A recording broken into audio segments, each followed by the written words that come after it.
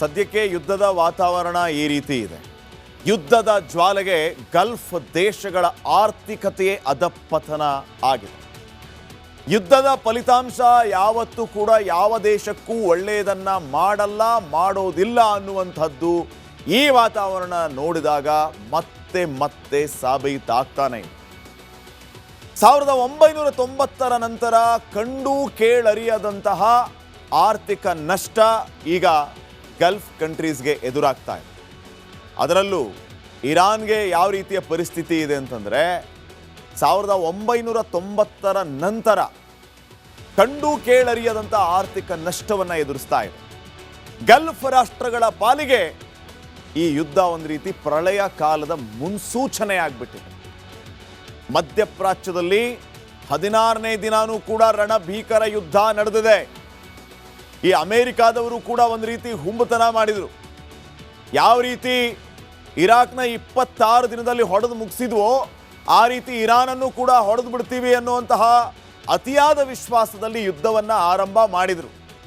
ಆದರೆ ಇವತ್ತು 16ನೇ ದಿನ ವೀಕ್ಷಕರೇ, ಇರಾನ್ ಡೇ ಫಸ್ಟಿಂದ ಈ ಕ್ಷಣದವರೆಗೂ ಕೂಡ ಇವರಿಗೆ ಪ್ರತಿ ದಾಳಿ ನೀಡುವಲ್ಲಿ ಯಶಸ್ವಿ ಆಗ್ತಾನೆ ಇದೆ. ಇಸ್ರೇಲ್ನ ಟೆಲ್ ಅವೀವ್ಗೆ ನುಗ್ಗಿ ಹೊಡೆದ್ರು.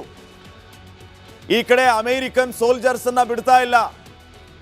ಇವ್ರು ಏನು ಅನ್ಕೊಂಡಿದ್ರು, ಇರಾನ್ನ ಈಸಿಯಾಗಿ ಹೊಡೆದು ಬಿಡ್ತೀವಿ ಅಂತ ಹೇಳಿ. ಆದರೆ ಫಲಿತಾಂಶ ಉಲ್ಟಾ ಆಗ್ತಾ ಇದೆ.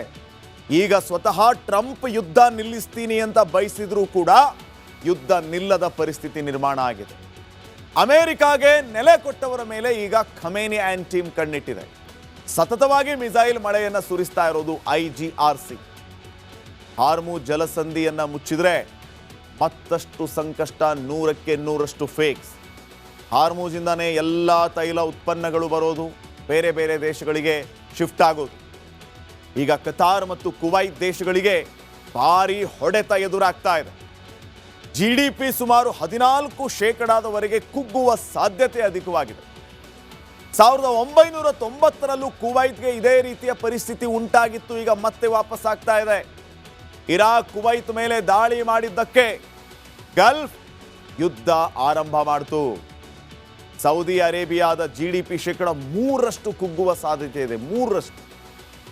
UAE ಆರ್ಥಿಕತೆಯ ಮೇಲೂ 5% ಆಘಾತ ಉಂಟಾಗುವ ಸಾಧ್ಯತೆ ಇದೆ. ಅದಕ್ಕಾಗಿ ಯುದ್ಧ ಆಗುವ ಸಂದರ್ಭದಲ್ಲಿ ಅಥವಾ ಯುದ್ಧದ ಪೂರ್ವದಲ್ಲಿ 1000 ಸಾರಿ ಯೋಚನೆ ಮಾಡಿ ಯುದ್ಧಕ್ಕೆ ಪಂಥಾಹ್ವಾನವನ್ನು ನೀಡಬೇಕು. ಇಲ್ಲ ಅಂತಂದ್ರೆ ಈ ರೀತಿ ಯುದ್ಧ ಯಾರು ಗೆಲ್ತಾರೆ ಯಾರು ಸೋಲ್ತಾರೆ ಎರಡೂ ದೇಶಗಳಿಗೆ ಕೂಡ ಆರ್ಥಿಕ ನಷ್ಟ 100ಕ್ಕೆ 100ರಷ್ಟು ಸತ್ಯ. ಇನ್ನು ನೆಕ್ಸ್ಟ್, ಸದ್ಯಕ್ಕೆ ಯುದ್ಧದ ವಾತಾವರಣ ಈ ರೀತಿ ಇದೆ. ಯುದ್ಧದ ಜ್ವಾಲೆಗೆ ಗಲ್ಫ್ ದೇಶಗಳ ಆರ್ಥಿಕತೆಯೇ ಅಧಪತನ ಆಗಿದೆ. ಯುದ್ಧದ ಫಲಿತಾಂಶ ಯಾವತ್ತೂ ಕೂಡ ಯಾವ ದೇಶಕ್ಕೂ ಒಳ್ಳೆಯದನ್ನ ಮಾಡೋದಿಲ್ಲ ಅನ್ನುವಂಥದ್ದು ಈ ವಾತಾವರಣ ನೋಡಿದಾಗ ಮತ್ತೆ ಮತ್ತೆ ಸಾಬೀತಾಗ್ತಾನೆ ಇದೆ. 1990ರ ನಂತರ ಕಂಡು ಕೇಳರಿಯದಂತಹ ಆರ್ಥಿಕ ನಷ್ಟ ಈಗ ಗಲ್ಫ್ ಕಂಟ್ರೀಸ್ಗೆ ಎದುರಾಗ್ತಾ ಇದೆ. ಅದರಲ್ಲೂ ಇರಾನ್ಗೆ ಯಾವ ರೀತಿಯ ಪರಿಸ್ಥಿತಿ ಇದೆ ಅಂತಂದರೆ 1990ರ ನಂತರ ಕಂಡು ಕೇಳರಿಯದಂಥ ಆರ್ಥಿಕ ನಷ್ಟವನ್ನು ಎದುರಿಸ್ತಾ ಇದೆ. ಗಲ್ಫ್ ರಾಷ್ಟ್ರಗಳ ಪಾಲಿಗೆ ಈ ಯುದ್ಧ ಒಂದು ರೀತಿ ಪ್ರಳಯ ಕಾಲದ ಮುನ್ಸೂಚನೆ ಆಗಿಬಿಟ್ಟಿದೆ. ಮಧ್ಯಪ್ರಾಚ್ಯದಲ್ಲಿ 16ನೇ ದಿನಾನೂ ಕೂಡ ರಣಭೀಕರ ಯುದ್ಧ ನಡೆದಿದೆ. ಈ ಅಮೆರಿಕಾದವರು ಕೂಡ ಒಂದು ರೀತಿ ಹುಂಬತನ ಮಾಡಿದರು. ಯಾವ ರೀತಿ ಇರಾಕ್ನ 26 ದಿನದಲ್ಲಿ ಹೊಡೆದು ಮುಗಿಸಿದ್ವೋ ಆ ರೀತಿ ಇರಾನನ್ನು ಕೂಡ ಹೊಡೆದು ಬಿಡ್ತೀವಿ ಅನ್ನುವಂತಹ ಅತಿಯಾದ ವಿಶ್ವಾಸದಲ್ಲಿ ಯುದ್ಧವನ್ನು ಆರಂಭ ಮಾಡಿದರು.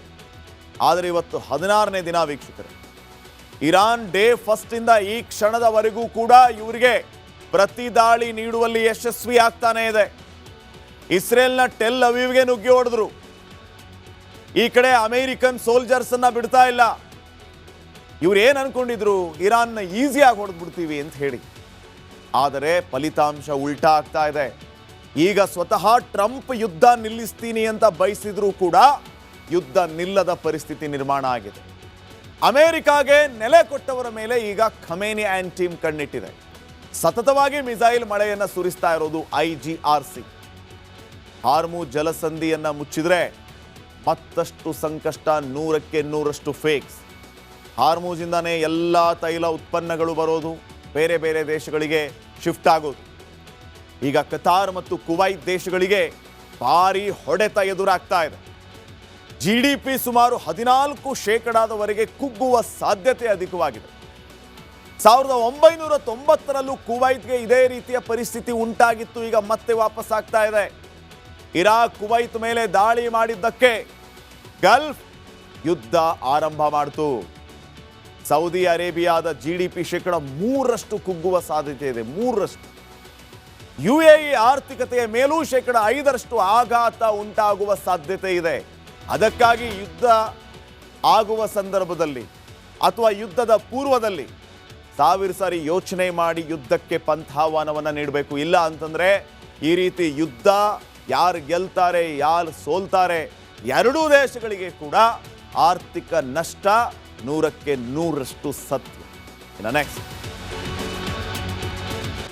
ಸದ್ಯಕ್ಕೆ ಯುದ್ಧದ ವಾತಾವರಣ ಈ ರೀತಿ ಇದೆ.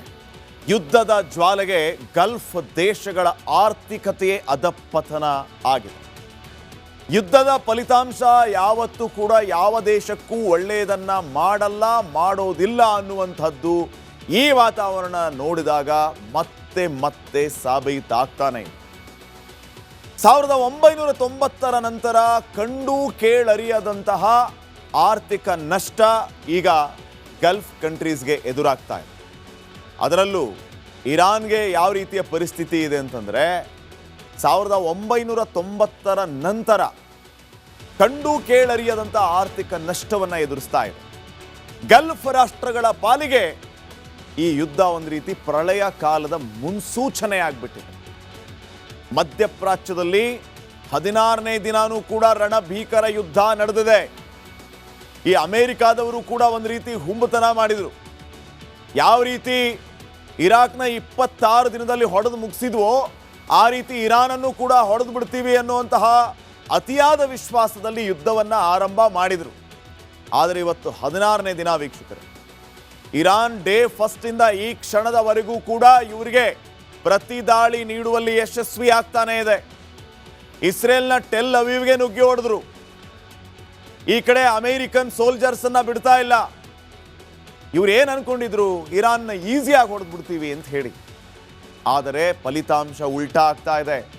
ಈಗ ಸ್ವತಃ ಟ್ರಂಪ್ ಯುದ್ಧ ನಿಲ್ಲಿಸ್ತೀನಿ ಅಂತ ಬಯಸಿದ್ರೂ ಕೂಡ ಯುದ್ಧ ನಿಲ್ಲದ ಪರಿಸ್ಥಿತಿ ನಿರ್ಮಾಣ ಆಗಿದೆ.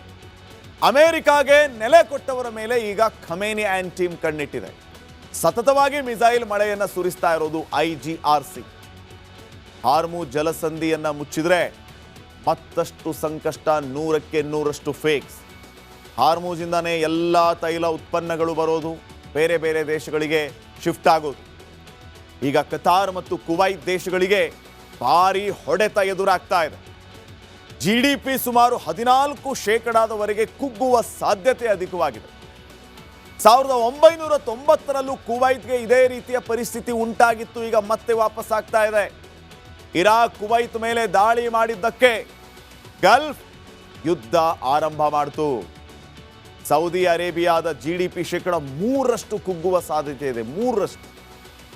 UAE ಆರ್ಥಿಕತೆಯ ಮೇಲೂ 5% ಆಘಾತ ಉಂಟಾಗುವ ಸಾಧ್ಯತೆ ಇದೆ.